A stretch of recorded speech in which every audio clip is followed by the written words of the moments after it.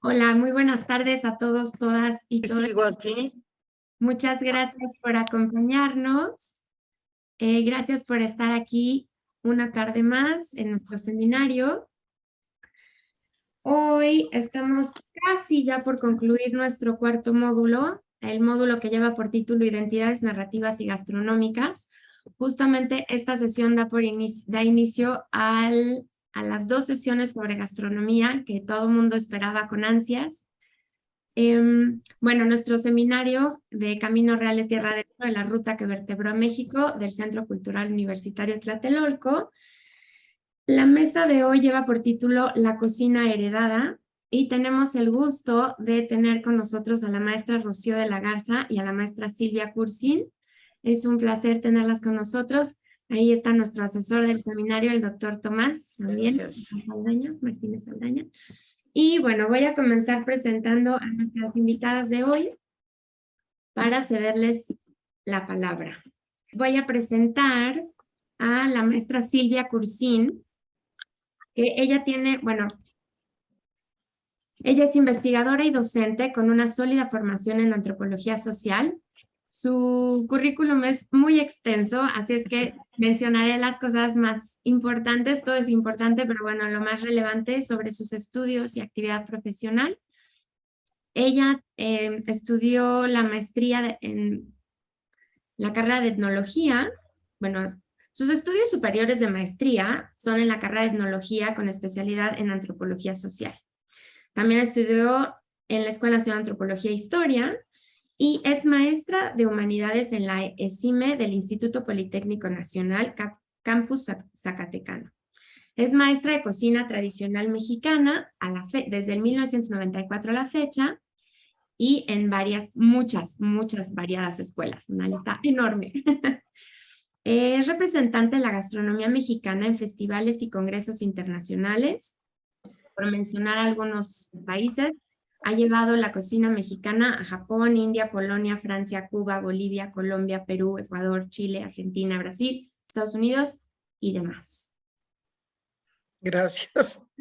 Ha dado muchas conferencias sobre la magia de la cocina, sobre la sal, lo que México está haciendo por la cocina tradicional ante la UNESCO, el comercio de Oriente con México a través del Galeón de Manila, muchos temas variados e interesantísimos en torno a la gastronomía, y tiene variadas publicaciones que con mucho gusto les voy a poder hacer llegar a través de mails a todos los participantes para que puedan revisar estas publicaciones por si las quieren buscar y conseguir, y veremos qué podemos conseguir también. No sé si hay algunos en PDF, ya veremos.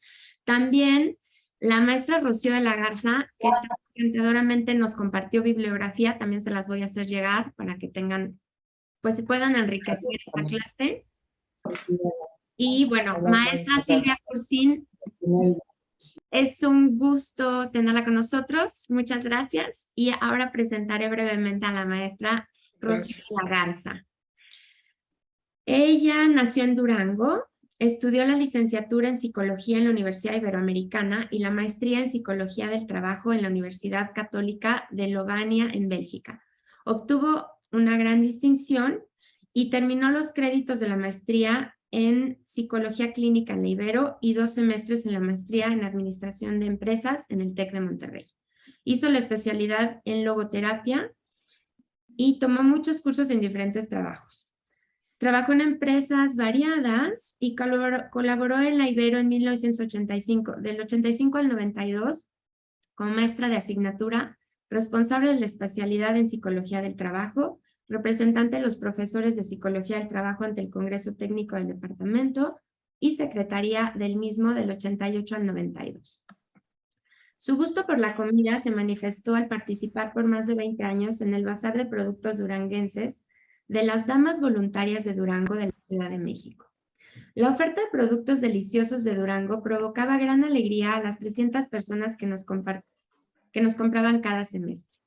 Vendiendo chorizos, quesos, chiles, mermeladas, gorditas y dulces de almendra, entre otras cosas, regresó a los aromas y sabores de su infancia. Esta nueva emoción la llevó a investigar y conocer cada día más sobre la historia gastronómica de Durango, que entra perfecto en nuestro tema en torno al Camino Real de Tierra Adentro. Bienvenidas a ambas. Muchas gracias por estar con nosotros y ser parte de nuestro seminario. Y le cedo la palabra primero a la maestra Rocío de la Garza. Muchas gracias. Está su micrófono cerrado.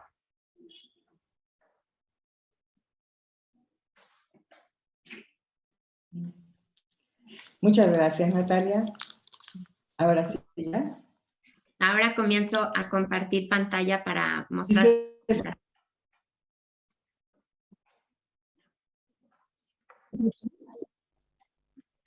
Sí. Sí.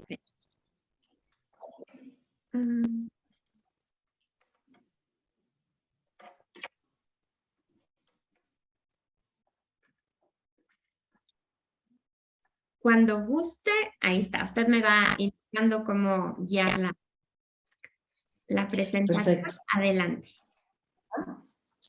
Bueno, pues muchísimas gracias, empezando sobre todo con el doctor Tomás Martínez, que me invitó a viajar en este recorrido maravilloso de todas estas conferencias. Y la verdad es que ha sido maravilloso descubrirlo a través de tantos ojos de personas estudiosas sobre el tema. Muchísimas gracias a Natalia por su apoyo. Y también quiero dar las gracias a la colaboración desinteresada de amigos del Instituto de Investigaciones Históricas de la Universidad Juárez del Estado de Durango, entre ellas Beatriz Valles, nieta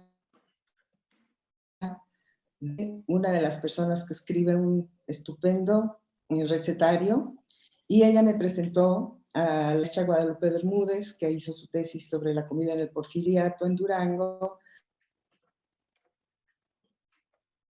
al chef maestro Jaime Vargas, y tecnologías, que eso es maravilloso porque explica el proceso de la comida de Cuaresma.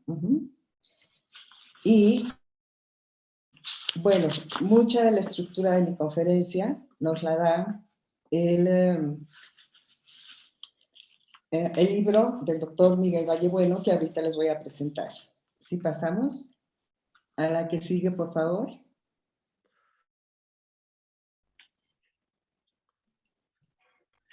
Bueno, este es un esquema muy sencillo, pero que nos da idea de la extensión y cómo era todo el trayecto que se recorría.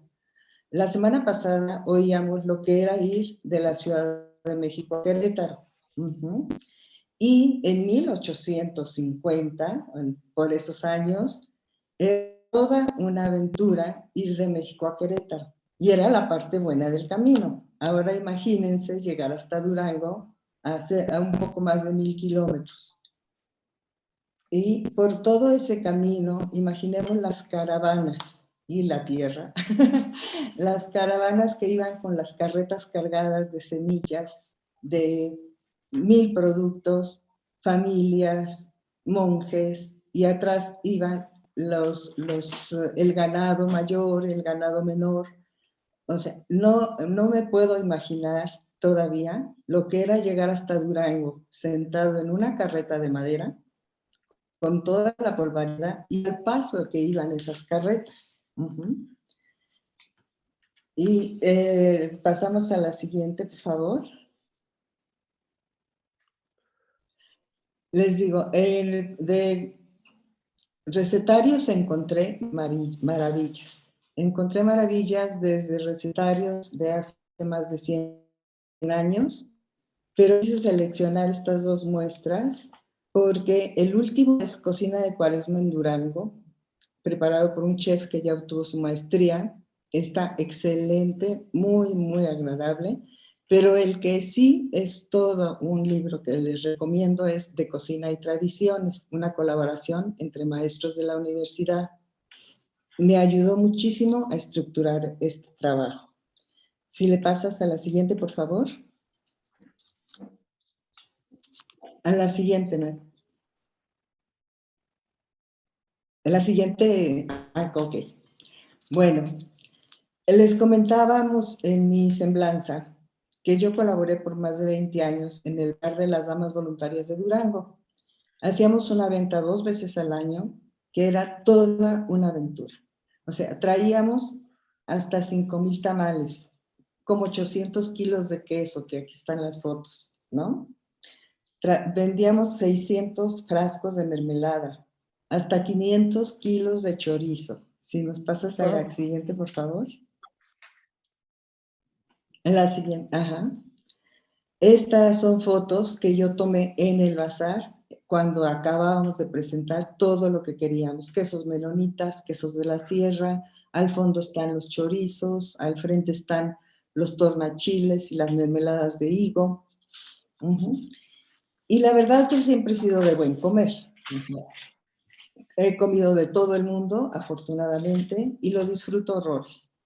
Pero el darme cuenta de que era esperado este bazar con muchísimas ganas, era ansiado que llegara nuestro bazar, se ponían felices, dije, de veras, sí es rica la comida de Durango. Digo, yo llegué a la Ciudad de México hace 50 años, y como que a los 30 años de esto, pues ya, sí se come rico, pero nada más. ¿Le pasas a la siguiente, por favor?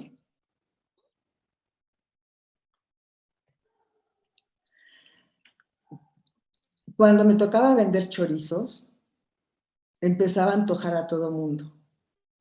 Les decía, imagínate llegar del colegio y que tu casa huele a sopa de fideos con chorizo. O que el domingo hay caldillo con frijoles, caldillo durangueño. Otra maravilla a la que sigue, por favor. Otra maravilla era llegar en verano o en principios de otoño y ya estaban los bultos de azúcar, los bultos de carbón, y te encontrabas que ya estaban encendiendo el carbón y empezabas a partir membrillo, a pelar higos. No hay persona, no hay mujer en Durango que cuando le dices, ¿y las mermeladas? Uy, cómo se nos ponían los dedos de pelar higos. No sé si ustedes han pelado muchos higos, pero sueltan una lechita que nos dolía la falange del dedo gordo por varios días. La siguiente, por favor.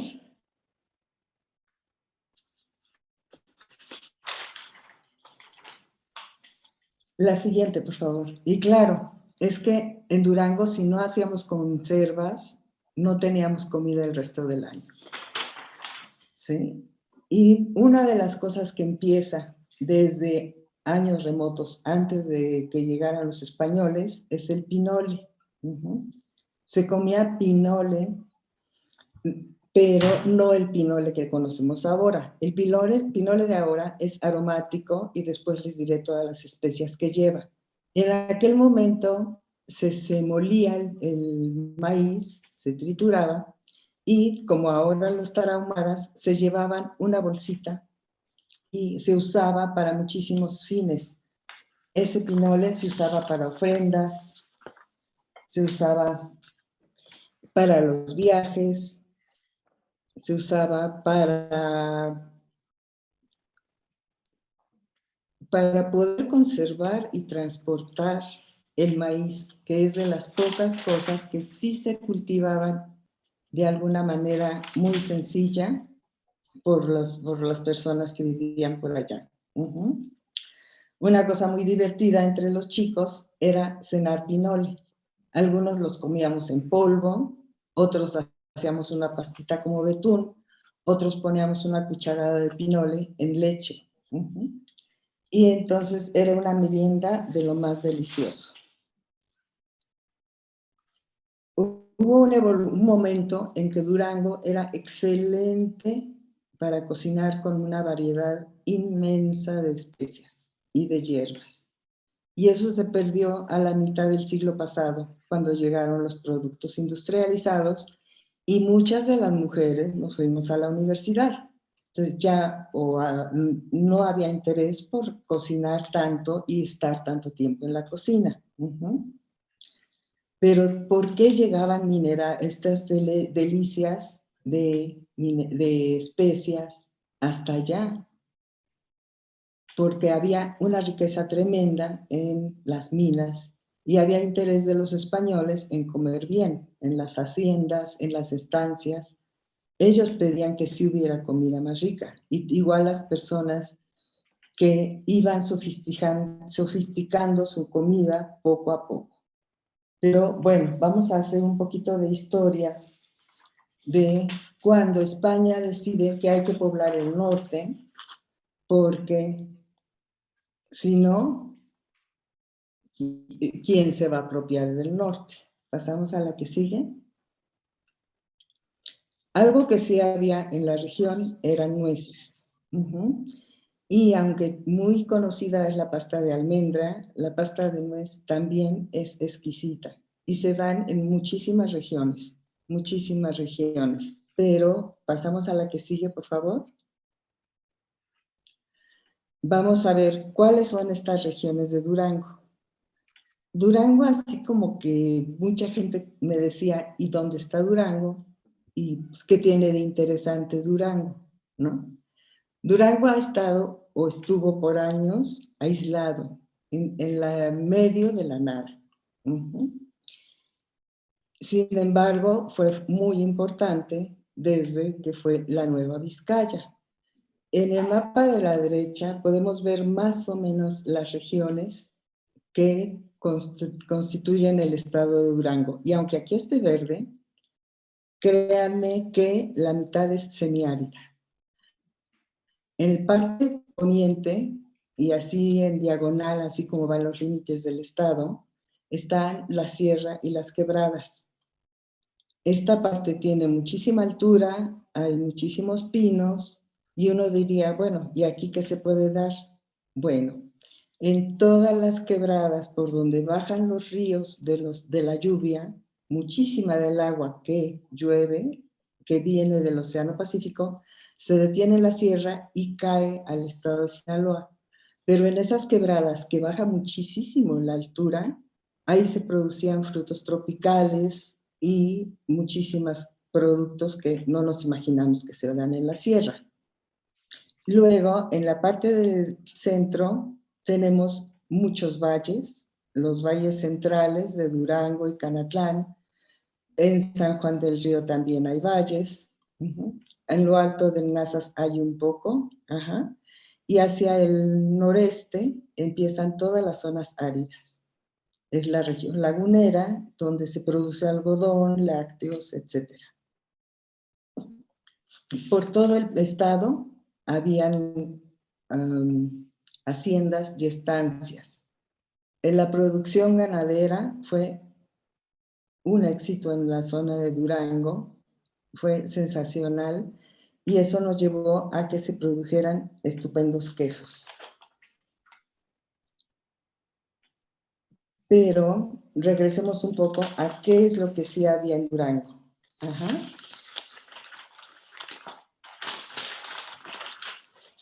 Pasamos al siguiente, por favor.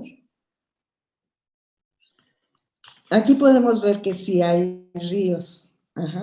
Dices, bueno, pero ¿por qué es semiárido? ¿Por qué?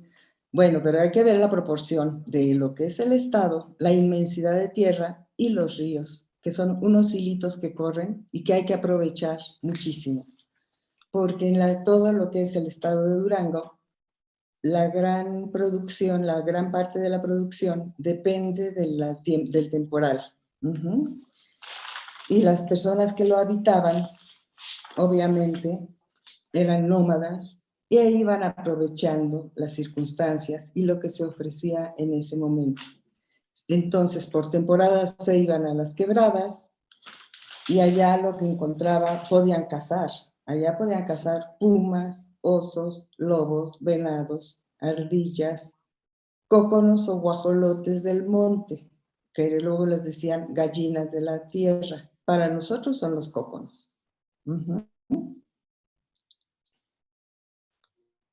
Si le pasas dos más.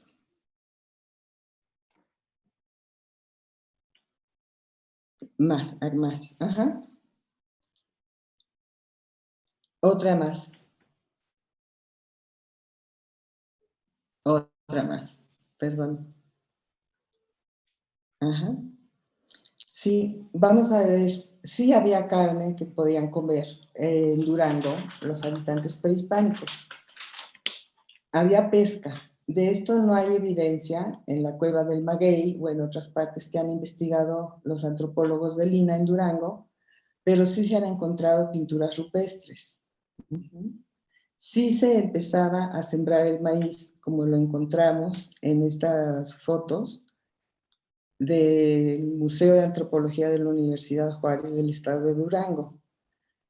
Y tenían que hacer recolección y pasar de un lado, de un valle a otro, porque había que recoger en algunas áreas mezquites, las vainas del mezquite que son muy dulces, biznagas en las partes áridas, tunas que eran chiquititas y no eran chiquitas y rojas, pero de la sierra se conseguían zapotes, guamúchiles, guayabos, también se comían tréboles, ¿sí? Se comían trebolitos que eran ácidos y yo los comía también. Y los jesuitas hacen referencia a que había miel, se encontraban miel en los huecos de los encinos. Y había nativos que se especializaban en rastrear y recolectar la miel.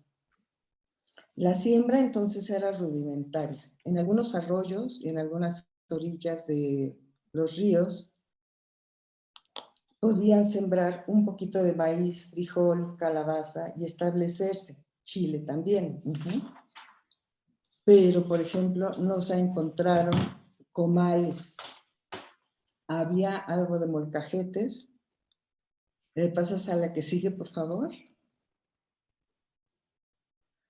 Y se han encontrado algunos instrumentos o herramientas para hacer pesca.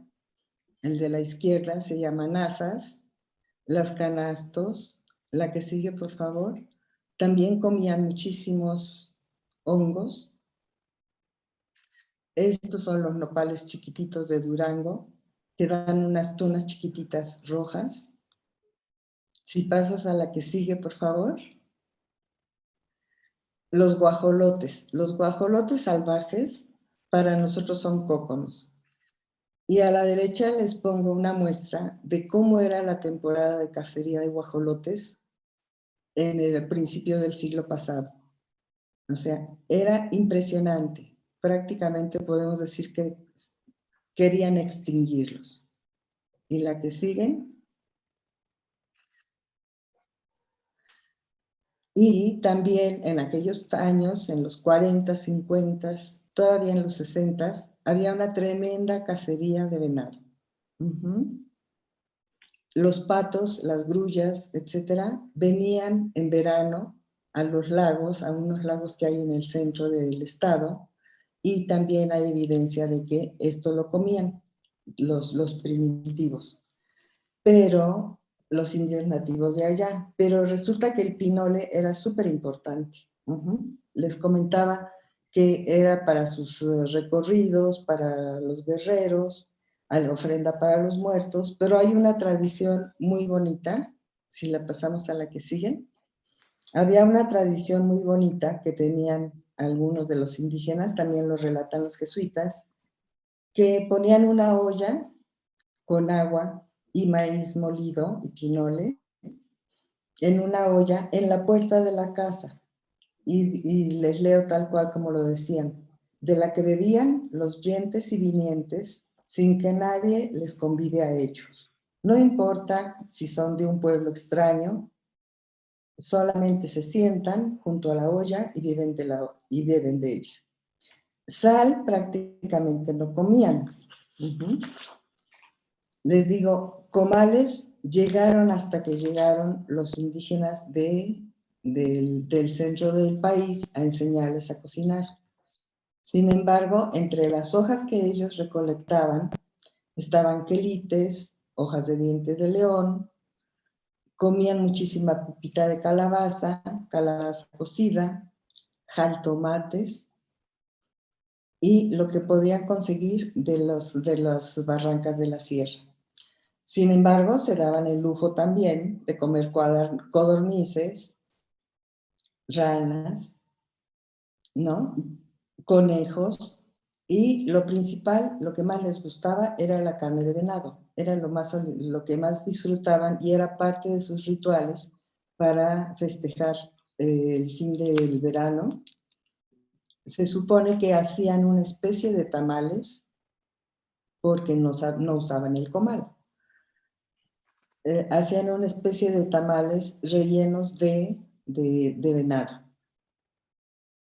También encontraban raíces silvestres, jícamas, vainas de mezquite, nopales, diferentes tallos y flores. Hay una delicia que también, a ver, aparte de su dieta, los piñones rosados. Los piñones de Durango son chiquititos y rosados, de los que ya no podemos comprar.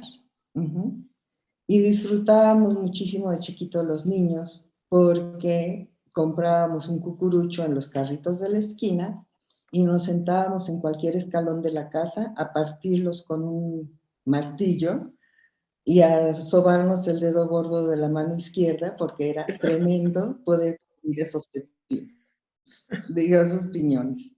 También la familia gozaba por horas comer nueces, que actualmente son nueces de especies mucho más desarrolladas y cuidadas, porque entonces eran chiquititas las nueces criollas o pecanas, también comían bellotas y biznagas.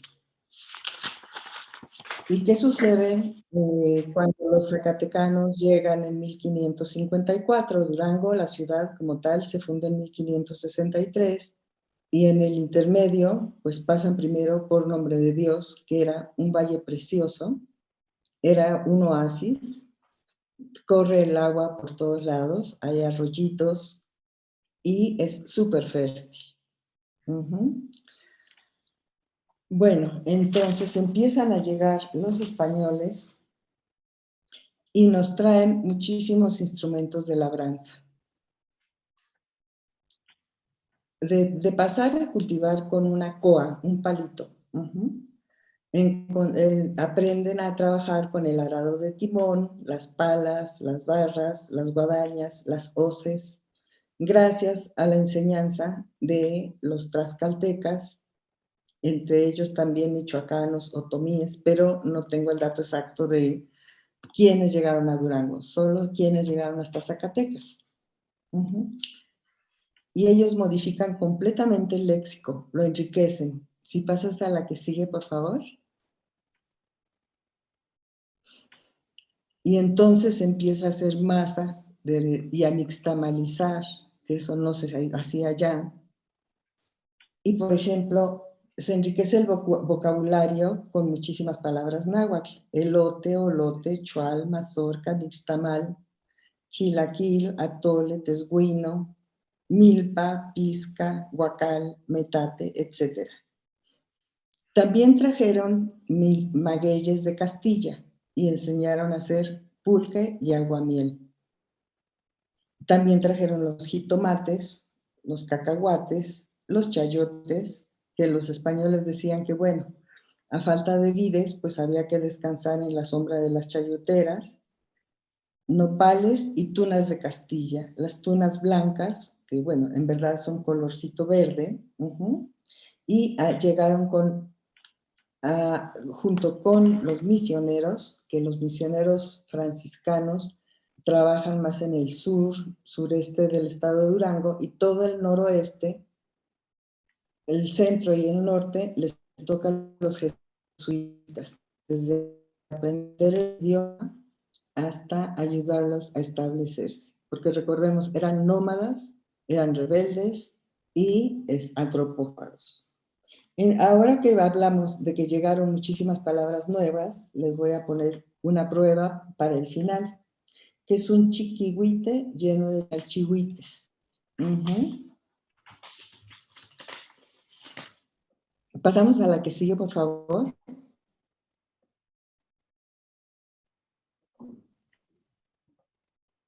Bueno, aquí un cero se bajó del renglón. 1600.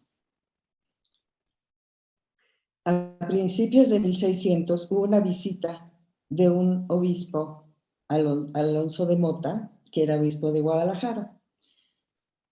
Y podemos ver que en menos de 50 años, lo que nos habían traído los españoles. La verdad es que hay gente que dice qué horror los españoles. Yo creo que para nosotros nos aportaron una riqueza en muchísimos sentidos. Porque en Durango ya se daban muy bien los duraznos, los alboricoques, la manzana, los melocotones, los perones. Hay diferencia entre manzana, que es color roja, y perón es verde y acidito. Guindas y ciruelas, naranjas, limones, o sea, toda la variedad de cítricos, limas, toronjas, pero también trajeron el membrillo, la granada, higo, peras, uvas. Aquí hay varios elementos que son característicos de la comida hasta hoy.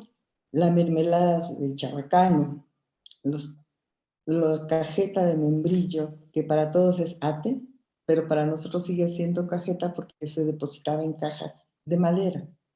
Y los higos, la mermelada de higo, siguen siendo una tradición exquisita. No se diga las manzanas.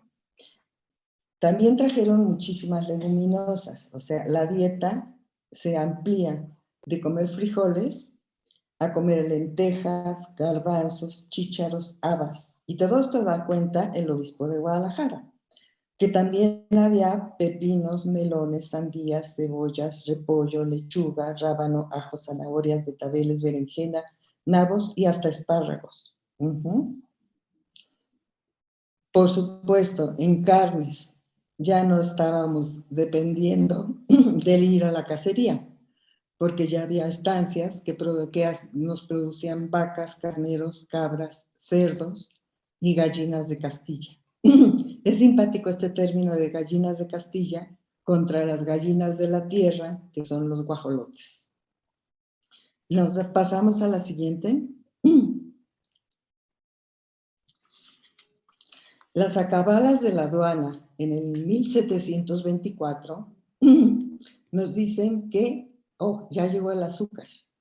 Es la primera referencia. Tal vez había llegado antes, ¿no? El anís confitado, los jamones, me imagino que los jamones de España, tornachiles, cacao, especias, azafrán, pasas y aceitunas. En este momento ya está en plena producción las minas. Muchas minas eran desde Topia, en la sierra, otras eran rumbo a Torreón, o sea, no estaban en la ciudad de Durango, no hay minas en la ciudad de Durango. Sin embargo, se establece ahí el centro comercial y administrativo, político y religioso de la Nueva Vizcaya. De todo el norte del territorio de México, se establece en Durango el paso obligado y de ahí salen los caminos que llegan hasta Santa Fe, o sea, continúa el camino, ¿no? O los que iban hacia el mar, que siguieron la ruta del conquistador Diego de Ibarra, que se fue de Durango hacia el norte por la sierra y baja al poniente por Topia. Y les menciono Topia porque mi abuelita era de allá. Mi abuelita era de allá. Y descubrí, mi mamá nunca le interesó ir, y ya descubrí que es un valle templado, precioso, unas minas muy ricas de plata que hicieron que hubiera muchísima obra arquitectónica en Durango, muchísima riqueza, que le hacían la competencia a las de Cuencamé. Pero bueno, vamos a pasar a 1793 con la siguiente. Y aquí aparece la estrella de la comida duranguense, de los dulces duranguenses. Aquí sí hay constancia de que llegaron almendras, avellanas, pero las almendras son, bueno, la pasta de almendra es el postre por excelencia, o sea, no hay fiesta que se respete que no tenga dulces de almendra. Sea primera comunión, bautizo, boda, cumpleaños, siempre el pastel es de almendra, con flores hechas con la pasta de almendra, almendra picada dentro de la masa, frutitas de almendra, vamos a ver la cantidad de muestras que hay de modelos, porque además tiene una plasticidad y puedes lograr unas cosas estéticas lindísimas, que dices, ¿me la como o no me la como? Uh-huh. Pero la maravilla que encontramos aquí es que ya, bueno, en 1793, que ya se había construido la Catedral de Durango y muchísimos de los edificios coloniales más representativos de la época colonial, ya se comía requete bien. Uh-huh. Porque los mineros querían comer bien y los hacendados también. Y encontramos que llegaban avellanas, azafrán, o sea, desde España llegaban los hilitos de azafrán.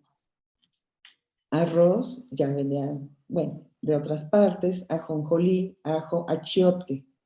Achiote yo lo vine a conocer hasta que me vine a México con una amiga yucateca. Pero resulta que entonces ya había achiote en Durango. Alpiste, aceite de oliva, es obvio, obvio. Canela, la canela le daba la vuelta al mundo para ayudar a Durango. Uh-huh. Chía, colaciones, las bolitas estas de dulce, duras, pero que chupábamos horas y horas. Uh-huh. El comino y el cilantro, culantro también, o sea, en semillas llegaba para producir el cilantro. Vemos que llegaron las pastas, el clavo de comer, eso sí, conste, es clavo de comer. Uh-huh. Pimienta, salmón, garbanzo, jamón, vinagre, sardinas, vino. Continuamos, nos pasas a la siguiente, por favor. Curiosamente hablan de aceitunas grandes de Sevilla. Aceitunas chicas, esa no dice de dónde eran. Ajá. Vinos de Jerez y Málaga. Vino de Sanlúcar. Vinagre de vino. Uh-huh. Cacao de Caracas, Maracaibo y Guayaquil. ¿Por qué? ¿Venía de Centroamérica? No sabemos. Uh-huh.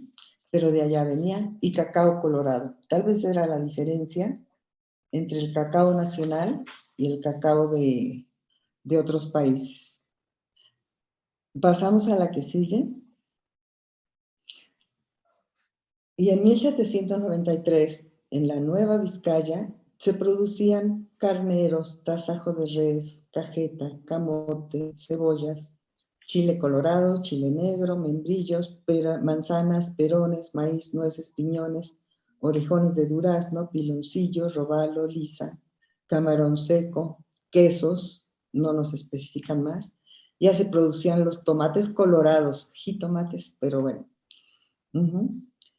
Toros y toretes. También había corridas de toros, o sea, había toros de lidia, uvas y vino. Esto estaba al noreste del estado, lo que ahora es Parras. Uh-huh. Vinagre, aguardiente y mezcal. O sea, se enriquecieron los productos que llegaron a Durango, aunque siempre hemos de considerar que esto era para las clases privilegiadas, hacendados, comerciantes, mineros, ingenieros de las minas, etc. Porque el pueblo, la población seguía comiendo, como siempre, sus frijoles, chile, tortillas. Hubo sequías tremendas y afectaron muchísimo a Durango, porque destacan la de 1662 al 63, de 1748 al 58, la de 1784 al 86, y por supuesto, si son regiones tan distantes, sufrían muchísimo de hambre. Pegaba la hambruna tremendamente, había acaparadores, tuvieron que hacer controles, y establecer las alhóndigas y establecer control también y reforzar las casas del diezmo de la iglesia, uh-huh. Cuidar el abasto de la población, porque sí, 2 años de sequía eran tremendos, como lo estamos viendo estos años, que ha habido sequías tremendas en muchísimas regiones, pero ahora llega la comida rapidísimo, entonces ni de chiste, ¿sí? El primer mercado se instala en 1794. Uh-huh. el mercado del Parián, porque antes andaban las personas con sus canastos repartiendo por todo Durango o en los arcos que había de las palomas. Claro, la dieta del desierto, podríamos decir, si pasas a la que sigue. La dieta del desierto, decimos, bueno, y no había frutas. Estas ciruelas llegaban una temporada muy chiquita del año y son deliciosas. Vienen de las barrancas de la sierra. Pero, como les comentaba, la dieta del desierto para los ricos era carne, lácteos, huevos. Para los pobres, tortillas, frijoles, chile. Y las verduras, ¿qué pasaba con esto? Se producían en algunos valles. Se producían en Nombre de Dios al sur de la ciudad de Durango.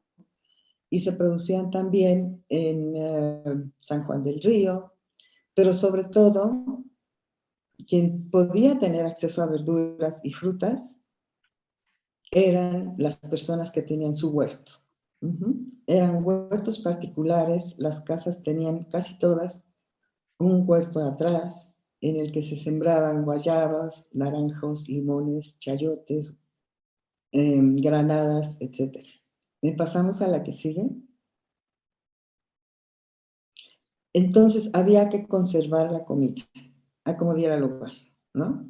Había que conservarla en mermeladas, en vinagre, la leche en quesos, y a la derecha pueden ver una rejita de madera que estaba suspendida en las despensas, suspendida en el centro, o lejos de las paredes, de manera de que no le alcanzaran nada los ratones o cualquier animal.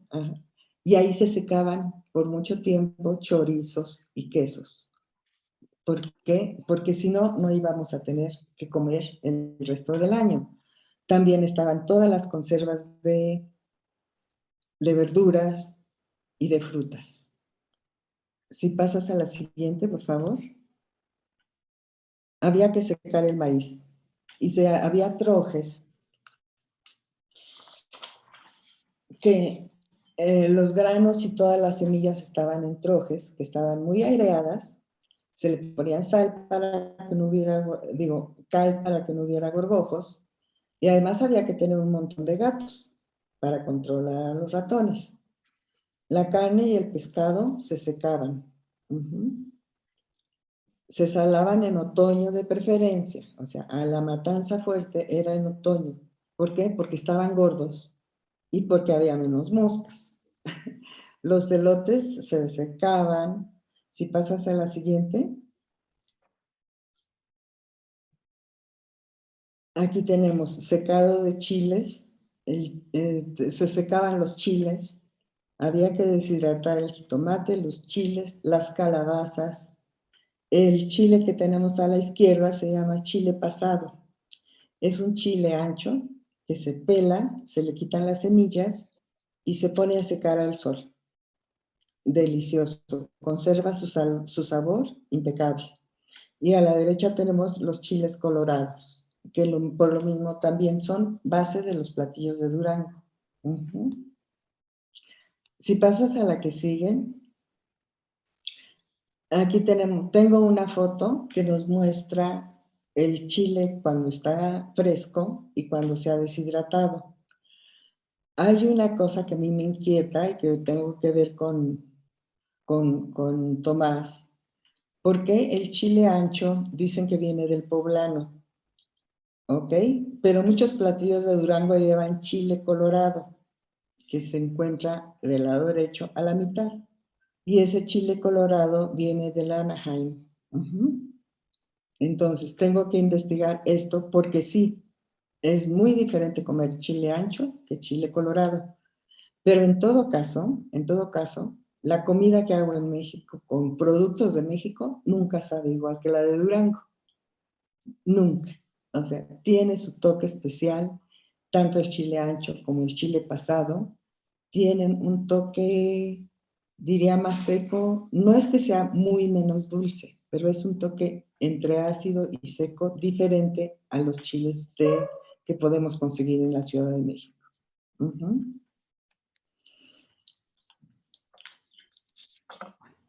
Todo el mundo tenía que conservar su comida y, por supuesto, la independencia afectó muchísimo. La guerra de independencia afectó y ya no venían productos de España, pero sí llegaban productos de muchísimas más regiones de México. Prácticamente ya se podía conseguir todo producido en la República. ¿Pasas a la que sigue, por favor? Bueno, en la época del Porfiriato llega un refinamiento muy especial. ¿Por qué? Para empezar, se establecen los comedores. No había un salón como tal y las familias empiezan a tener un salón para comer, una mesa más bonita, unos muebles para presentar sus vajillas. Empiezan a llegar también muchos trabajadores que venían a las minas porque don Porfirio quería que hubiera más progreso. Entonces, se da muchísimo apoyo para que vengan personas extranjeras a apoyar la explotación de las minas. Llegaron a Durango alemanes, franceses, ingleses, judíos, y todos ellos trajeron sus estilos de cocinar. Muchos eran comerciantes, otros ingenieros de las minas. Hasta panaderos. Llegó un señor Fournier que modificó el estilo de pan de Durango. Para 1889, algunas personas de Durango fueron a la exposición a París y por supuesto se hace más sofisticada la comida. Si vamos a la siguiente, por favor. No, ajá. Aquí podemos ver dos estilos de comida. La gente empieza a disfrutar un poquito más de los días de descanso.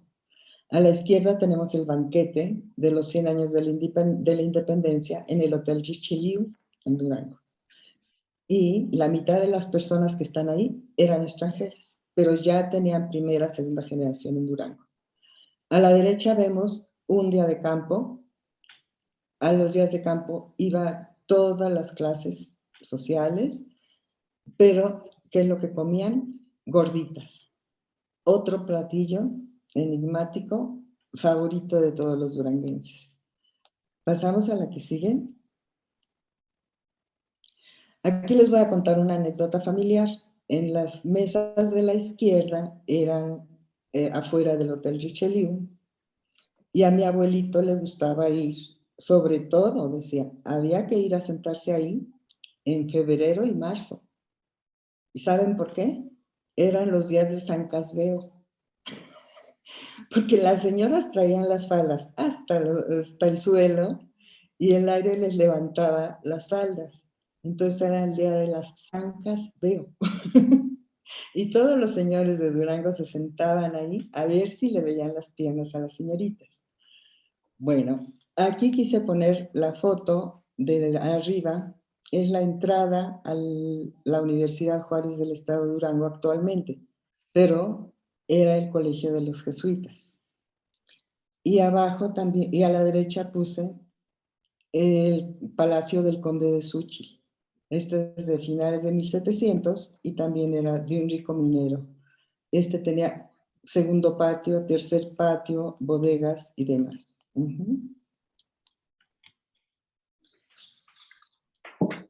Pasamos a la que sigue.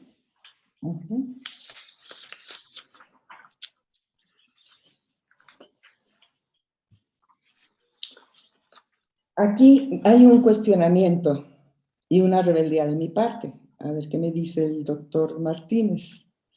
¿Por qué? Porque a la izquierda está el camino, están los sitios reconocidos por el Camino Real de Tierra Adentro. Ajá.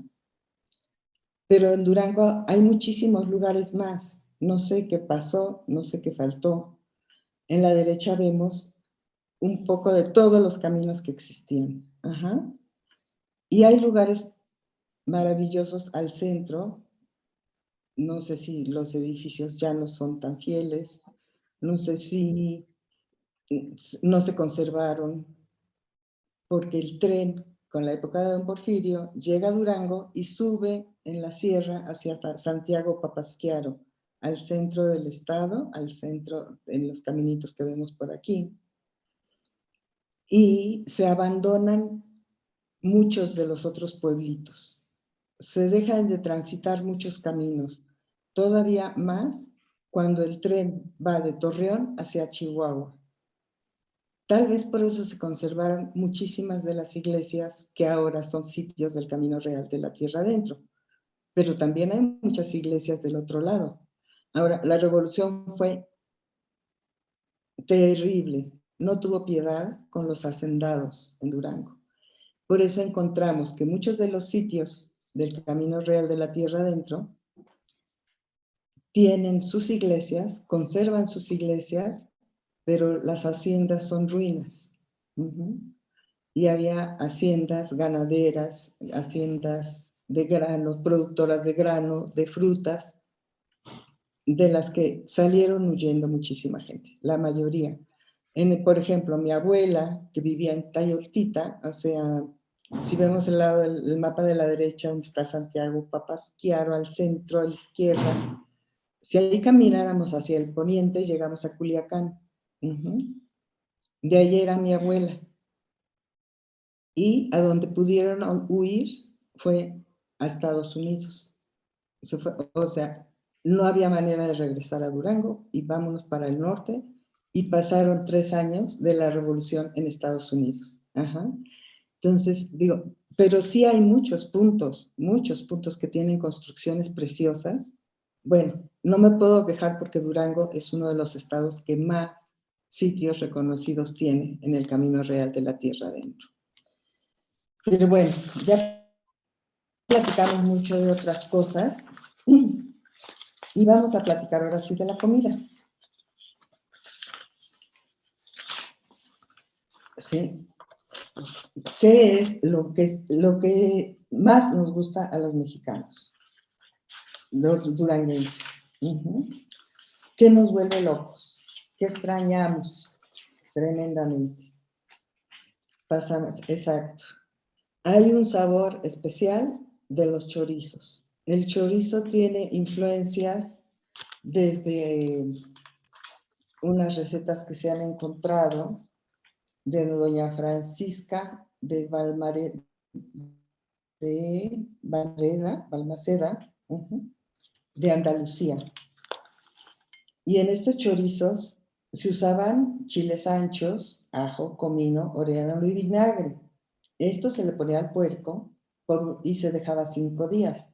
Pero después de esto, todo se habían amortajado en el molcajete, muy bien, nuez moscada, canela, clavo, pimienta y anís tostado. O sea, es una combinación de aromas y sabores deliciosos. Y entonces se rellenaban las tripas, se colgaban, se ahumaban un poquito con paja, y en todas las despensas de Durango, que eran cuartos, literalmente eran una habitación. En mi casa estaba el bulto de frijol, el bulto de arroz y un montón de tablas de las cajetas y mermeladas. Pero estaban los hilos, y en los hilos siempre estaban colgados chorizos y uvas que ya se habían hecho pasas, porque cuando estaban las uvas en su momento, en la laguna, recibíamos la caja o las 2 cajas de uvas y, bueno, comíamos hasta ya no poder y se quedaban. Este chorizo ahora se consume fresco y es picosito y es muy especial. Ojalá pudiera traerles para que lo prueben. También tenemos los quesos. Los quesos son toda una especialidad de Durango.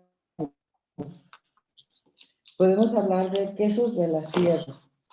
Los quesos que se producen, donde les decía Santiago Papasquiaro, en el noroeste, en la sierra, son deliciosos. Y dicen que de 7 a 10 litros de leche toma hacer 1 kilo de queso. Eso depende de la temporada del año. los mejores quesos son los de ahorita, precisamente porque las vacas están bien gordas y han tenido mucha agua. Ellos hacen ahora el queso ranchero, es menos fuerte, y el queso añejo, que es exquisito. Con eso se elaboran enchiladas y entomatadas de canela, entomatadas dulces, que solo llevan de relleno queso de la sierra. También está el queso Excelsior menonita. Los menonitas llegan a mitad del siglo pasado, son refugiados, se les entregan terrenos en el centro de Durango y algo han hecho, no sabemos qué, pero su queso es muy bueno, el Excelsior. Hay otro queso típico de la ciudad, el asadero, que se hace en Durango y se hace en Tamé. Y claro, ahorita hay una producción muy sencilla que todo el mundo dice los asaderos de atrás de la normal, nadie sabe la dirección porque son callecitas, y hay fábricas. Las fábricas lo están haciendo bien, pero crean que sigue siendo más rico el de los talleres chiquititos. Y nunca falta en la casa el requesón y el queso fresco para la comida. Los tornachiles acompañan los frijoles y acompañan el arroz, acompañan un montón de cosas, y son unos chiles largos, parecidos a los que le ponemos al bacalao, que se hacen en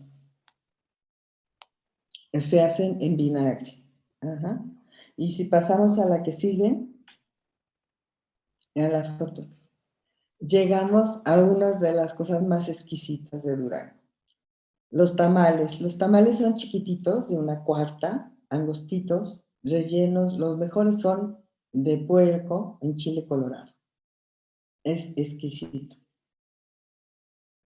O el caldillo duranguense. El caldillo tiene una gran tradición porque hay personas que lo hacen con carne seca y hay personas que lo hacen con carne seca de venado, ¿no? Y hay quien lo hace con filete. Filete mezclado con lomo de cerdo, era como le gustaba más a mi mamá para los días de fiesta.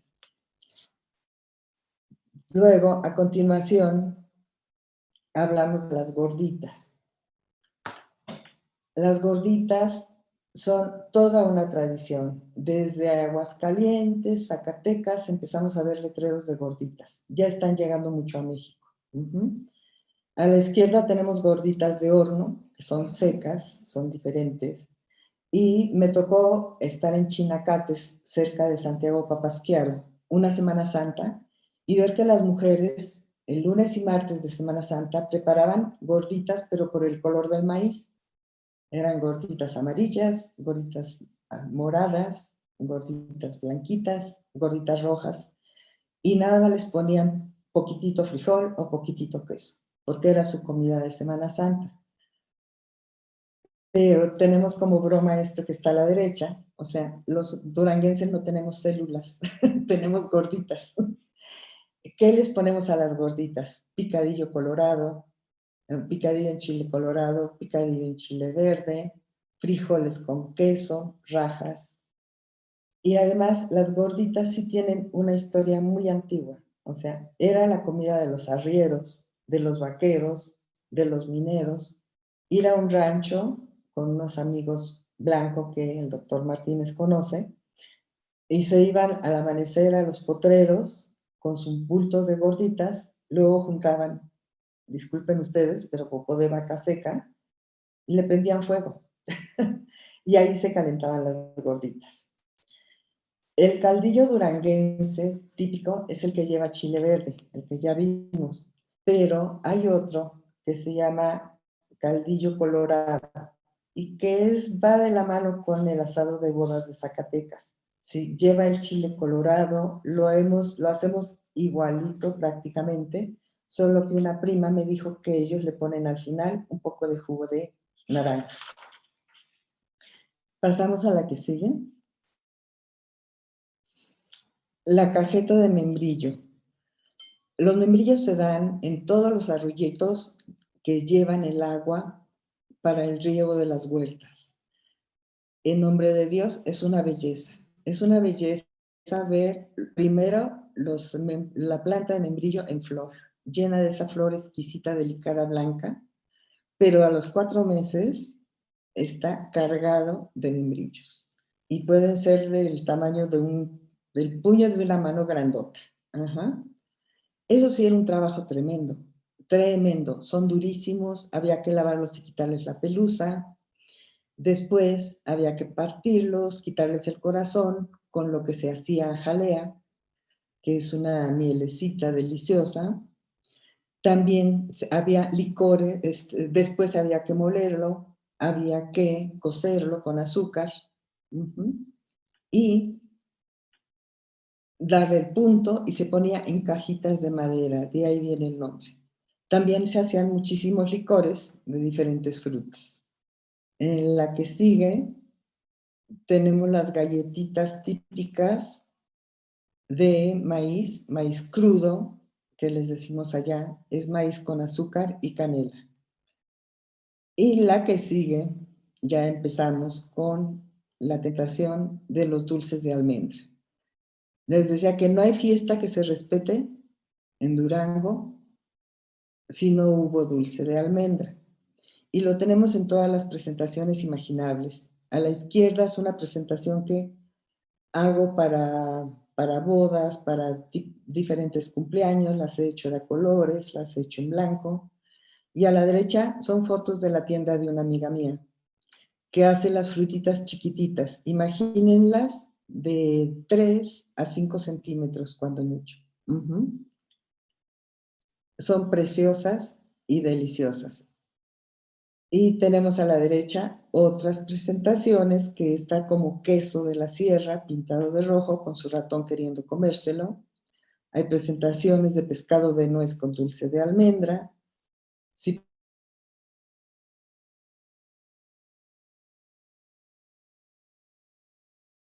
pasamos a la que sigue, ponemos dulces en velas para Navidad.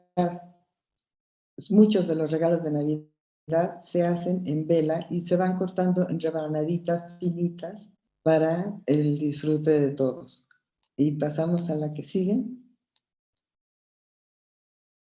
Y aquí tenemos a las 3 presentaciones de los dulces más ricos de Durango. O sea, el blanco es almendra, el café de arriba es nuez y el de abajo al centro es dátil con nuez. La almendra es diferente a cómo se hace en Alemania y cómo se hace en otras partes. Es ligeramente parecida a la de Toledo, España. Hay que escoger la almendra en la central de abastos, que sea clarita, que sea fresca, que sea del año, y hay que trabajar bien duro porque eso llega en octubre.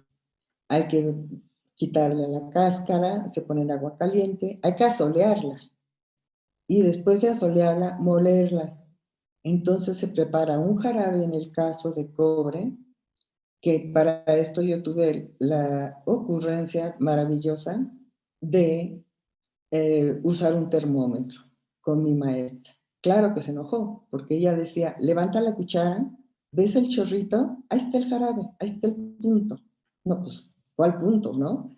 Y para la de nuez es todavía peor, porque es punto de bola. Entonces hay que ponerlo en agua con hielo, pero te quemas la mano, ¿no? Yo también la hago con termómetro. Y el dátil con nuez, no sé de qué momento empezó, pero es una especie de jamoncillo, que es mayormente dátil, lleva un poco de leche, porque si no, no se forma bien, y al final se bate con las nueces picadas, también es exquisito.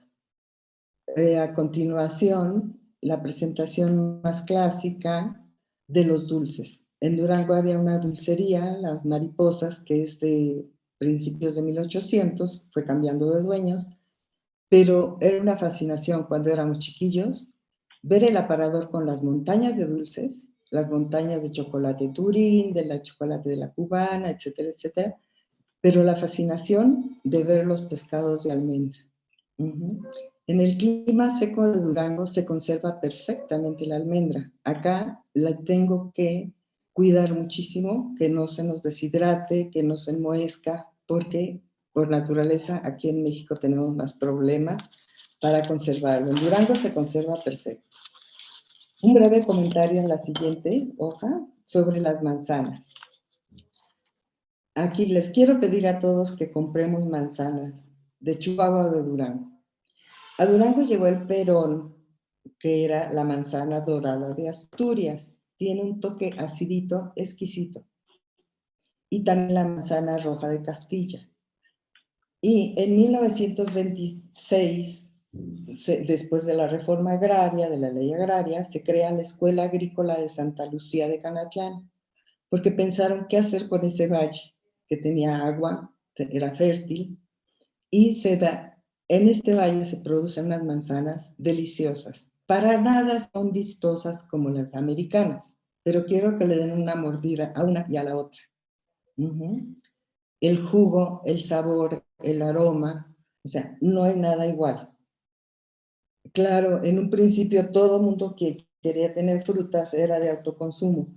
Bueno, Durango se llenó de manzanas, a como no se imaginan, a partir de mitad del siglo pasado y hasta la fecha, y esto ha dado como resultado otro de los complementos deliciosos al cócono o pavo, ¿sí? Que se usa muchísimo en los cumpleaños y en otras fiestas, que en este caso es el puré de manzana. Si es elegante, va con ciruelas pasas y almendras. Y si no, bueno, y canela. Y si no, pues sencillito, nada más con canela. En la siguiente hoja les voy a platicar brevemente de algunos de platillos de Cuaresma, que son los nopalitos, los nopales con queso. Lo chistoso es que en Durango dicen lampreado para todo. No sé acá, lampreado, cuando lleva huevo así. Las torrejas y los chuales. Los chuales es un maíz delicioso que se cose el elote y se cuelga a secar. Se seca y en Semana Santa se preparan estas sopas. Del pinole les voy a decir brevemente qué especias lleva, porque no tiene nada que ver. O sea, he comprado pinoles de otros lados, Chihuahua, y la verdad me llevo la decepción de la vida, porque el pinole de Durango lleva anís, azahar, cáscara de naranja seca y molida, canela, hueso de aguacate seco y molido, laurel seco y molido, cocoa, nuez moscada y clavo de comer. O sea, es un aroma exquisito y nada más abres la bolsa y ya te lo quisieras comer todo.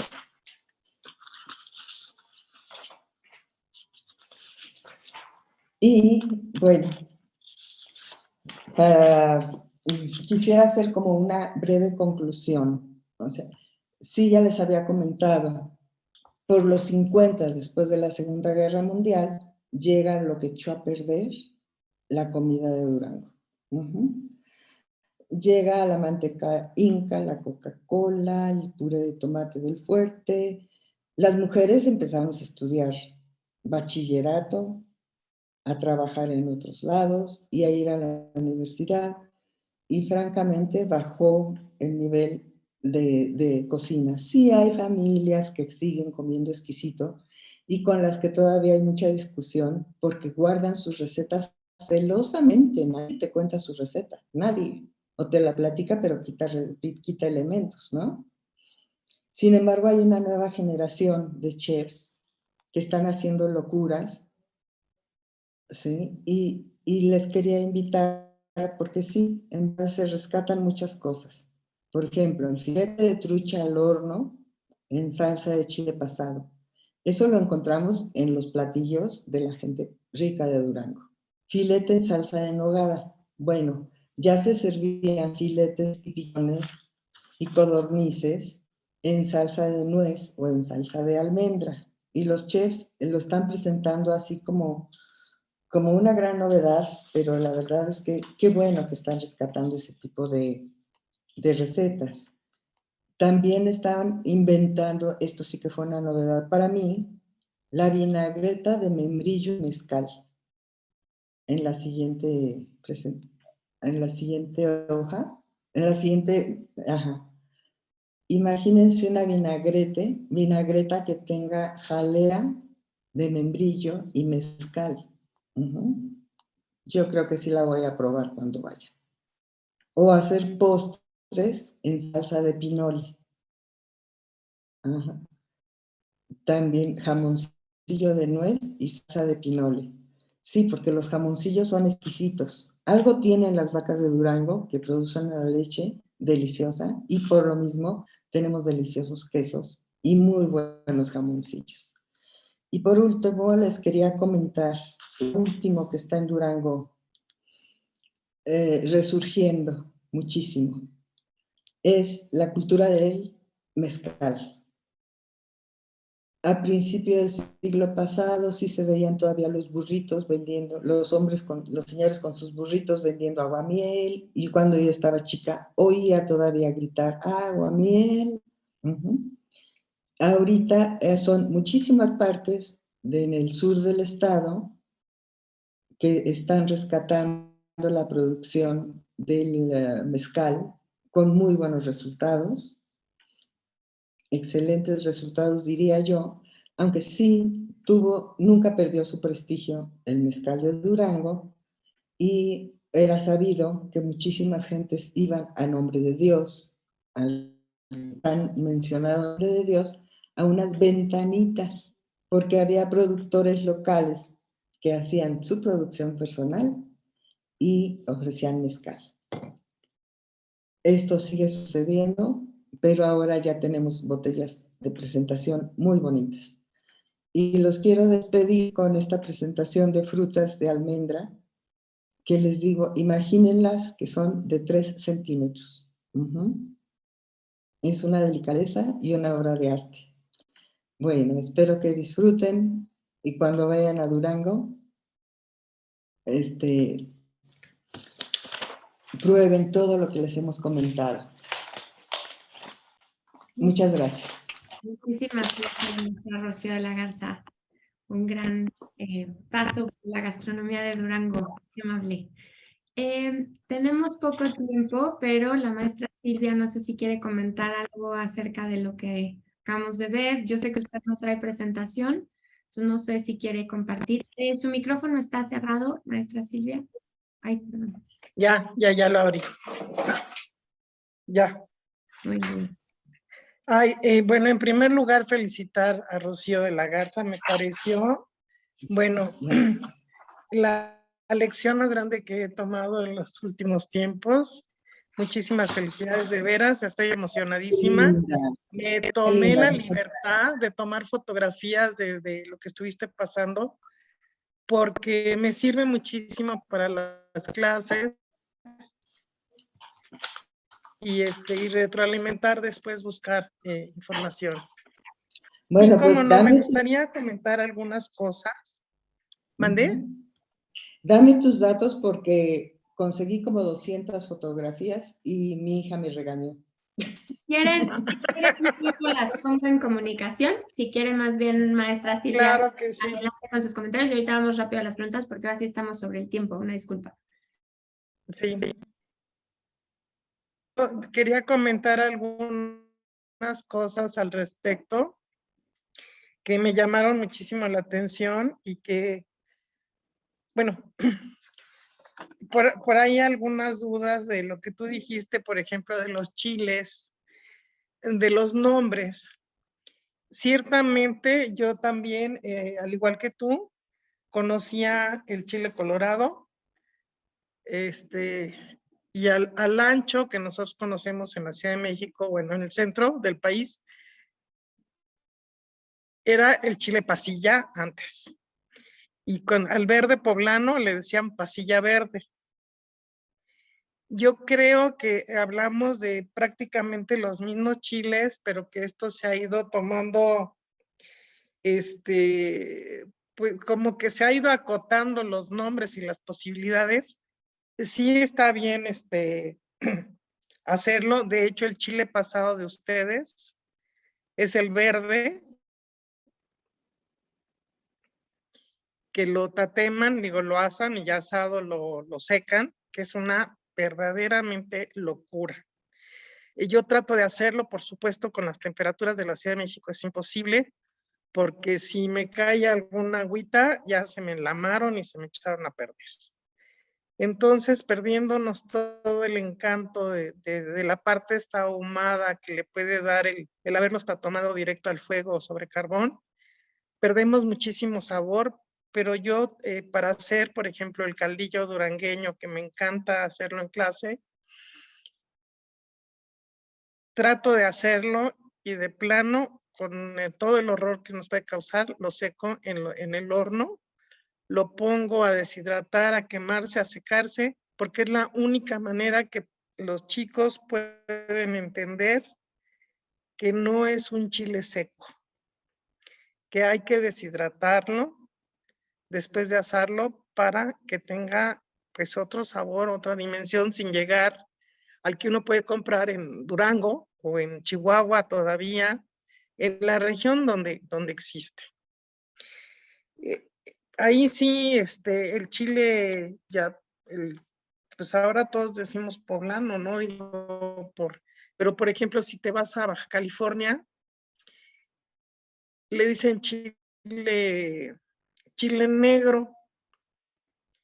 Entonces, en clase tienes que estar haciendo la referencia para que los jóvenes estudiantes puedan entender que los nombres también tienen, o sea, se regionalizan y que sí pueden tener una variedad, sabores distintos por los nutrientes mismos de la tierra donde se cultiva. Eso es, bueno, no existe nada que la tierra, que le podamos ganar nosotros a los minerales de la tierra de cada lugar. Y por otro lado, por ejemplo, lo que decías del chile colorado, que dicen que es más el Anaheim, para nosotros es el chile guajillo, que en el centro del país no se consume verde para nada. Verde en Sonora, que es sus famosos tamales de elote con chile verde, bueno, pues es todo un referente de sabor, ¿no? Pero a nosotros se cultiva en Guanajuato con muchísima éxito y ahí se puede conseguir verde, pero nosotros aquí en la central de abastos, el mercado más grande del mundo, pues peleate y no llega porque no se consume. Y yo creo que todo esto tiene que ver, por supuesto, con todo lo que traemos de esta herencia cultural, gastronómica, en el uso y la manera de utilización de los chiles. Aquí voy a hacer un comentario. Yo tuve una gran amiga de Durango, Graciela Flores de Martínez, que fue directora mucho tiempo del SDAI, tú la debes de haber conocido a Chela. Y ella en una ocasión que me pidió una receta de un pan de papa para un libro, a cambio me regaló una receta de Durango que decía, buenísima, precisamente un chile colorado relleno, que aquí tengo que usarlo con el chile ancho seco, del rojo seco, y que les llama chiles de casamiento o de mayonesa blanca. Y me llama mucho la atención porque pues la mayonesa ni existía, ni usábamos mayonesas. Y de casamiento me decía, esto era muy común en las bodas antiguamente, y es una de las recetas más deliciosas y más sencillas que te puedas imaginar, no sé si los conoces.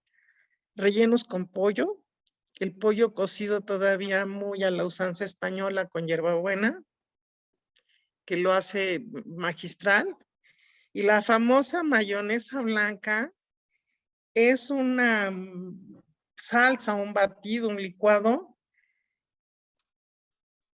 que es con queso fresco, con queso blanco fresco, almendras molidas exactamente, un poquito de vinagre y crema.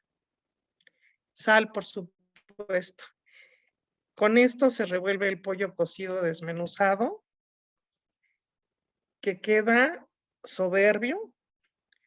Y bueno, pues ya nosotros ahí lo cubrimos como si fuera bañado el queso, el chile con esta salsa.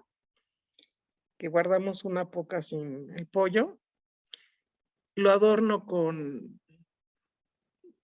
almendras tostadas, rebanadas, y un par de hojitas de hierbabuena para darle pues la guía al comensal, ¿no? De lo que está haciendo. Y es uno de los chiles muy exitosos en clase.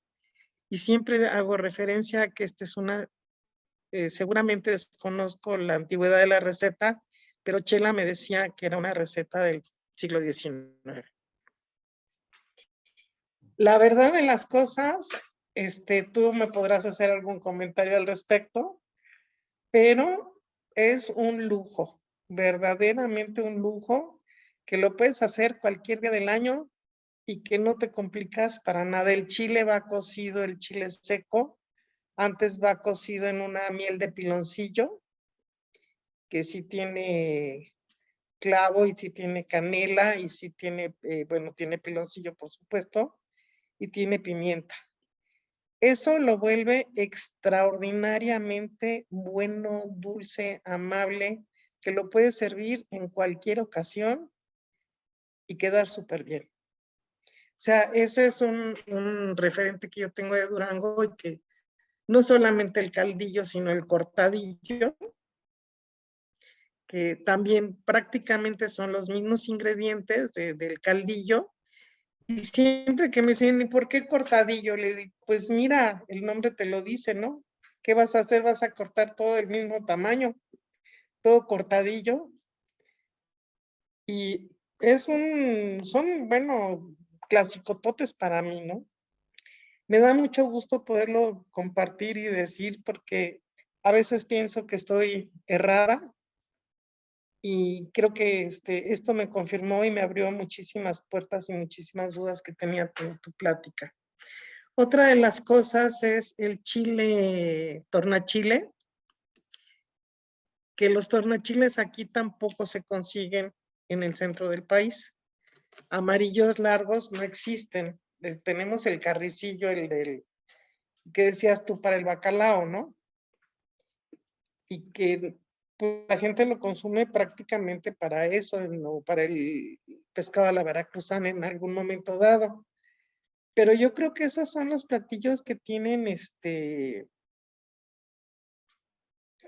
esos chiles, tornachiles, que en una ocasión, entre más tiempo pasan en el vinagre, se vuelven más picantes. No sé qué le pasa a esa capsaicina, pero se concentra, que yo el primero me lo comía a mordidas delicioso y luego un par de meses después saqué otro y bailaba yo chachachá verdaderamente de lo picante que estaba y descubrí que sigue trabajando toda la pungencia aún estando en el vinagre. Los tamales, bueno, pues son un referente el que sean delgaditos, flaquitos en todo el norte. Cuando la gente llega aquí dice, ¿cuántos tamales quieres? Pues 3, en el tamaño se quieren caer muertos, ¿no? No tiene nada que ver con los tamales norteños, que tienen además poca masa y muchísimo más carne. Que yo creo que esa es otra de las características. Y el maíz, el mismo maíz con el que con el que se elabora las masas o el nixtamal, pues son variedades distintas que sí nos dejan a veces muy cortos con lo que hacemos aquí. Vi en una de las fotografías que tenías de las manzanas, que soy fan totalmente de las manzanas de su región y de los perones que aquí extrañamos tantos, porque eran los perones de la infancia que uno comía a la salida de la escuela partidos a la mitad, cuando no te decían que te ibas a enfermar y que te iba a dar tifoidea y te lo comprabas a las señoras que iban al piso y le ponían salecita y te los comías igual que los membrillos a mordidas. Bueno, ahora no podría porque se me caen más. Pero vi que había una caja que tenía peras, unas peras amarillas grandes que son muy jugosas, de esas que muerdes y se te escurre por el brazo y hasta el codo el jugo. No sé cuál sea el nombre, pero esas peras que hay en Tlaxcala, por supuesto, que seguramente les llegaron no de los españoles, sino con los tlaxcaltecas. Pero aquí en la Ciudad de México, lo que es San Ángel, el barrio de San Ángel, antiguamente fueron huertas. Y se hablaba mucho, por ahí hay un documento, no tengo a la mano la referencia, el dato de la persona, que se hablaba de la variedad de pera que le llaman Galvez, las peras Galvez. Y había muchísimos árboles, muchos perales, que hoy, pues, con la urbanización y las casas que dejaron de ser huertas y se volvieron de jardines muy diseñados, han desaparecido. Y es una pena, ¿no? Yo creo que son de las peras más ricas que existen, con las que se hacían realmente mermeladas también, por la calidad que tienen, por su sabor muy ligado a la piña, por ejemplo, muchas veces les llaman inclusive pera piña. Me dio mucho gusto ver la foto y ver si tienen algún nombre en particular en Durango. Es una pregunta. Y de los chuales, bueno, pues me matas de la envidia cuando los platican todo el norte con sus chuales o chicales o... ¡Qué barbaridad! Algo que tampoco puedo secar, puedo cocer mis elotes y como normalmente los buenos están en tiempos de lluvias, pues se honguean antes de secarse. Entonces es un lujo enorme del norte tener esta comida que por supuesto muy de cuaresma, comida de cuaresma, que yo creo que es uno de los temas que también tenemos por ahí un poco olvidado, estas comidas de cuaresma, en el que hay mucho que rescatar, mucho que sacar, mucho que divulgar, ¿no? Porque es algo que estamos perdiendo por hacer estas pescaditos tan bien presentados y tan moninos que hacen los chefs actuales. La otra cosa que me llamó la atención que decías es el ampliado. El otro día, exactamente, hablando de chiles en nogada, decíamos, bueno, capeados o sin capear, el tema de siempre, pero no va por ahí. Sino yo decía, bueno, yo nací en Guadalajara y mi familia es de allá. Ya no tengo realmente...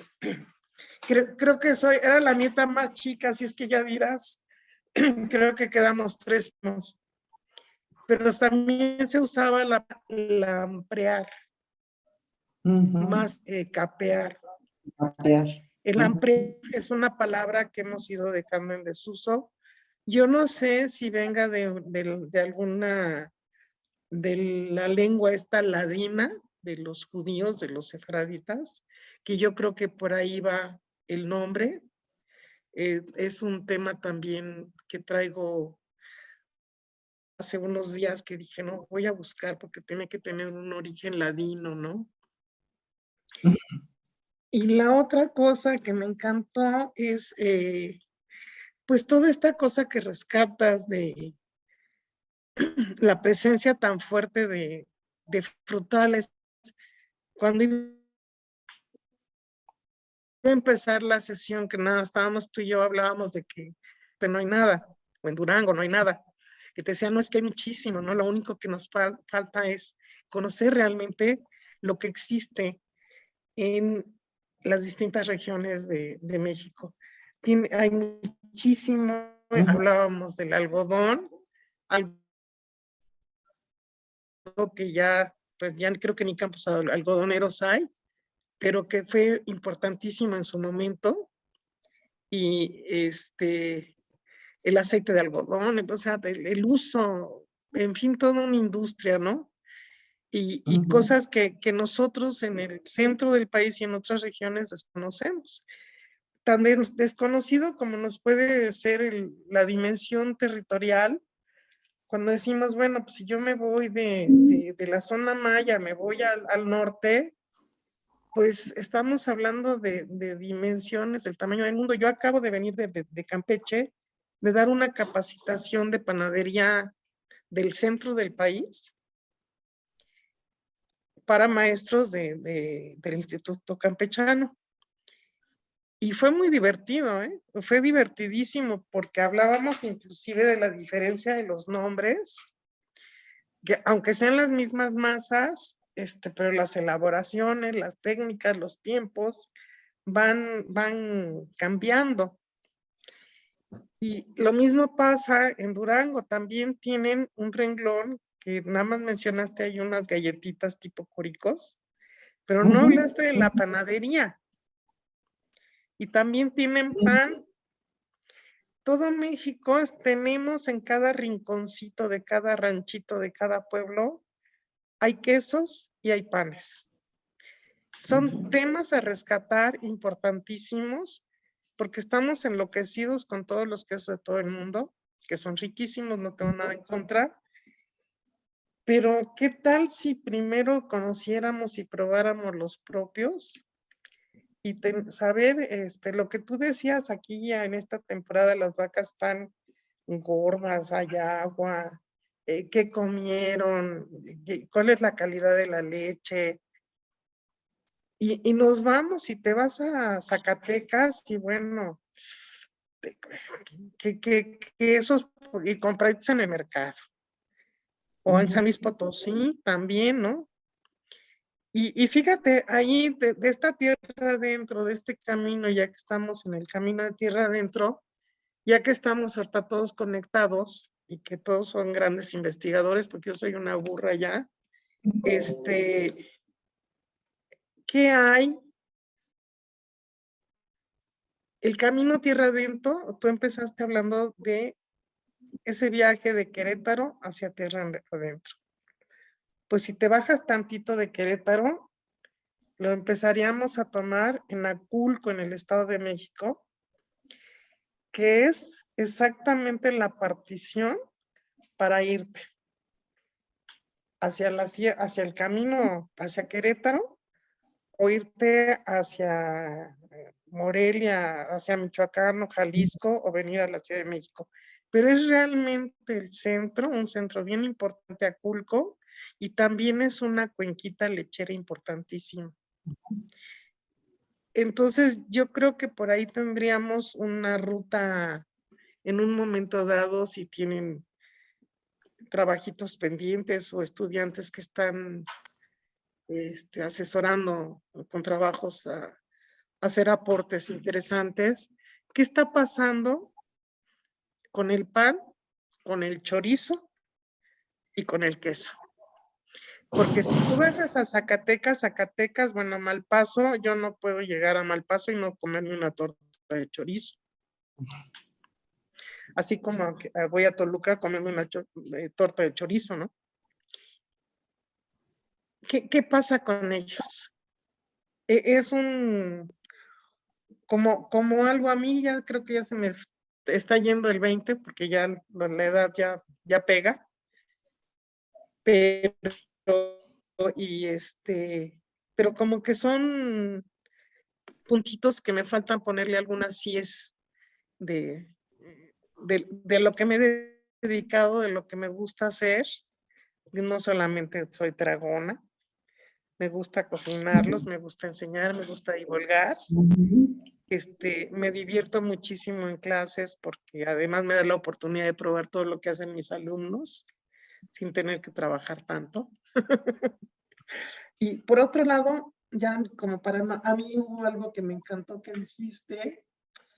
Maestra Silvia, perdón que le interrumpa, es que ya estamos muy sobre el tiempo. No sé si quieres cerrar con eso, porque también hay unos comentarios del doctor Tomás.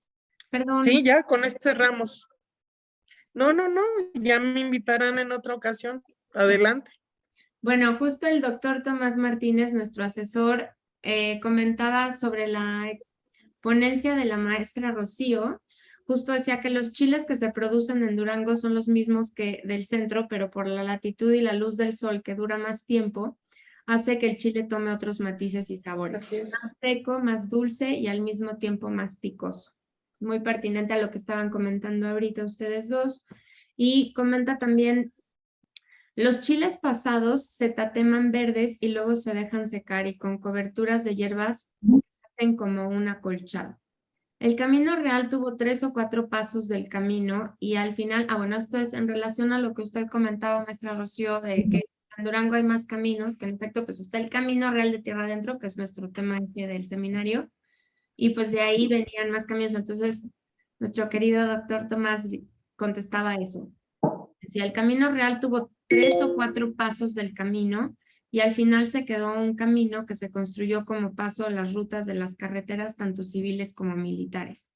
La carretera no pasó por el camino real porque se pudo solucionar los pasos difíciles, sobre todo la zona del rodeo actual, un pueblo con ese nombre que tiene una bajada muy abrupta que no permitió el paso a las carretas casi por 300 años. Y por último, él comentaba acerca de los platillos que usted, maestra Silvia, también justo nos decía hace unos breves minutos. Él nos aporta en relación a lo que ustedes mencionaban, que los platillos se repiten. Ahorita que usted decía que, por ejemplo, las masas toman diferentes nombres y también obviamente los sabores cambian, depende de la zona, ¿no? Por los minerales, por la tierra.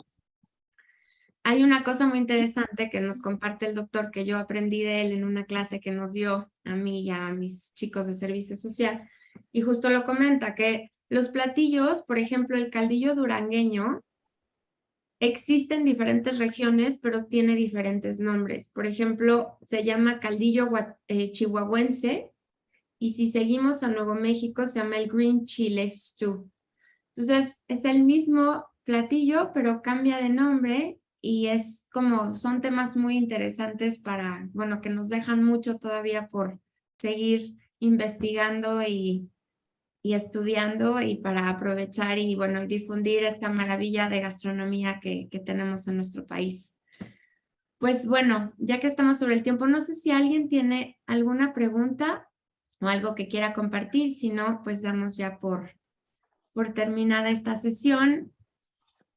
Y bueno, quería agradecer a la maestra Silvia, a la maestra Rocío, muchas gracias por su participación, por su tiempo, por su amabilidad de ser parte del seminario. Fue un gusto tenerlas con nosotros. Y bueno, rápidamente mi comercial de siempre para el seminario. La semana que viene, como es feriado, no vamos a tener sesión, como lo saben en su programa, pero el jueves 22 volvemos con la última mesa del módulo 4 que lleva por título Las Mayoras y la cocina del Camino Real de Tierra Adentro. Nuestras ponentes invitadas van a ser la doctora Marcela Costa con la cocina del desierto, la doctora Blanca Arroyo con la cocina de California y la maestra Rocío Jaques con la cocina de Chihuahua. Vamos a tener un poco una mezcla para poder también transitar un poco de alguna manera el camino real a través de la gastronomía.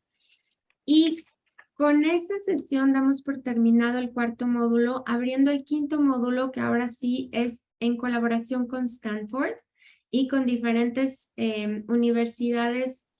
Vamos a tener a la Escuela de Economía de Londres, al Centro de Investigación y Docencia Económicas del CIDE, Universidad de Michigan, la Universidad de California, Escuela de Economía de París, Universidad Lancaster, Universidad de Georgetown, la Fundación Getúlio Vargas en Brasil, Universidad Yale, de la ENA, de acá, de la Escuela Nacional de Antropología e Historia, la Universidad de Columbia y la Universidad de los Andes en Colombia. Entonces tenemos una variedad de ponentes. Es el 5º módulo, nada más para que sepan, lleva por título Métodos de Ciencias Sociales para los Estudios Históricos del Camino Real de Tierra Adentro.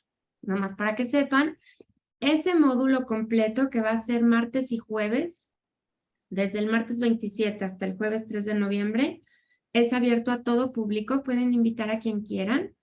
Los links se van a estar dando en redes sociales, va a ser por Facebook Live, entonces pueden entrar sin problema de que nos hackeen ni nada. Y yo obviamente a sus mails les voy a hacer llegar los links, pero también si los quieren compartir con quien gusten, adelante, y también van a tener acceso en redes sociales del Centro Cultural Universitario Tlatelolco. Oh, perdón por mi anuncio tan largo, pero es importante que supieran. No, muy importante. ¿Puedo hacer una pregunta? Por supuesto, adelante. Oye, a mí me gustaría muchísimo escuchar la próxima sesión. Claro. Invitadísima, maestra Silvia, yo le mando el link. Yo no voy a estar en la Ciudad de México, pero esto llega a cualquier parte. Entonces, si me mandas el link y yo Es voy a el estar mismo. Con todo. ¿Mandes el mismo? Ujú. Si me permite la invitación, prometo no hablar. No diga eso, será un gusto que estén también, maestra Rocío está súper invitada. Quien guste está invitado. Recuerden que si quieren invitar todavía la sesión, no la semana que viene, acuérdense, es feriada la otra, el 22 de septiembre, pueden invitar a quien gusten, solo me tienen que avisar y dar el nombre para que yo le dé acceso, porque por temas de seguridad, Claro. pues ya me tocó una vez terriblemente. Pero bueno, claro que sí, maestra Silvia. Y Muchas gracias. y a quien gusten invitar. Muchas gracias. Muy buena noche y gracias a todos por su tiempo. Y damos por terminada la sesión. Gracias. Hasta luego. Muchas gracias y gracias a todos y gustan saludar. Bye, bye. Gracias.